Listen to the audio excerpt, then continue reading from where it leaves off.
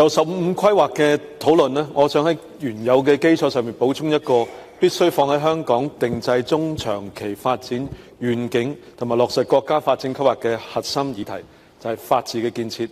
尤其係司法嘅效率同埋法院嘅現代化。因為香港呢，要喺高質量發展同埋高水平對外開放嘅大局之中穩住優勢，增強動力呢，法治唔係淨係配套，而一個核心競爭力嘅核心作業系統。好似一部電腦嘅 OS 咁樣，如果我哋跟住國家嘅規劃，學到啲套路啊，擁有啲工具，但係冇內功嘅心法呢，只能夠耍出花拳繡腿嘅啫。喺國際公信力有國際公信力嘅國際律師協會呢，近期發布咗法律專業同埋社會經濟影響嘅報告，指出呢，法治指數每升0.01點呢，就等同於當地嘅生產總值呢，應該可以提升到0.82%嘅。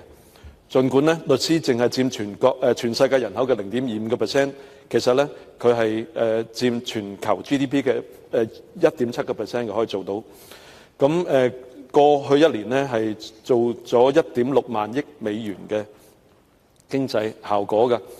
香港嘅法治越穩固呢，社會就越趨繁榮。法治越被信賴呢，資金、人才、企業呢，都會決策都願意留喺香港同埋嚟香港嘅。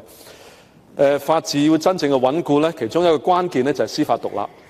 可唔可以有效咁樣運作？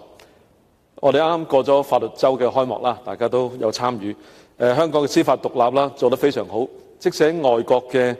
政客惡意抹黑同埋制裁嘅恐嚇下啦，法官係繼續無畏無懼捍衛公義。司法獨立呢，唔單止可以保護到市民嘅基本權益，亦都係商業社會最重視嘅制度保障。尤其喺國際商貿同埋跨境嘅投資之中呢，當事人選擇一個地方去做生意、去做爭議解決地呢，唔係淨係睇嗰度嘅稅制啊，其實佢都會睇當地嘅調解啊、仲裁啊、審裁啊、司法機構係咪高質素，係咪做到司法獨立，可唔可以及時有效咁樣處理相關嘅案件㗎？香港之所以成為國際追崇嘅爭議解決中心呢，除咗一國兩制同埋國家唯一行使普通法嘅呢啲特質呢，關鍵在於我哋有專業、獨立、可預期同埋有自然同埋公義嘅訂定信心。呢啲優勢呢，必須堅守同埋繼續提升，因為呢，法治不進則退。另一方面，我哋需要加強人才培養同埋專業培訓，以確保香港法治長遠穩健發展。而要做到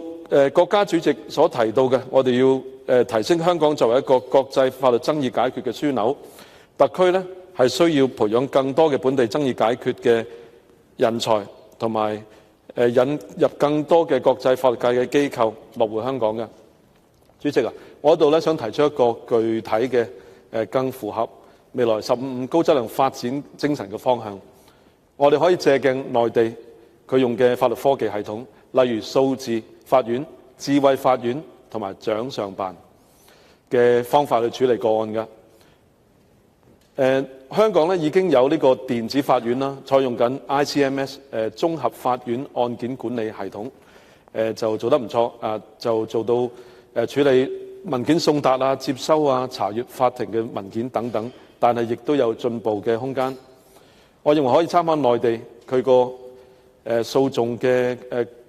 服務平台啦，可以用個人嘅身份認證系統，例如香港已經有嘅 I Am Smart 或者 I Am Smart 加，以 APP 咧、Apps 咧整合立案、調解、送達、庭審、交費等嘅功能，真正一站式，避免市民要奔波。呢個咧作為我哋嘅改革嘅理念，去將訴訟嘅事務流程標準化、數據化，令到系統可以自動化去處理啊，減少人手同埋時間嘅成本，同埋推動線上立案、隨時辦案，令到當事人呢，無論身處何方呢，攞出一個手機、電腦啦，都可以處理申請、申索、補充資料、接受通知，提升整體嘅可靠性同埋效率。主席，推動數字化同埋智能化，就可以強化司法，提升可及性，唔係取代法官嘅判決。主席，我係支持議員嘅動議同埋修正。謹此。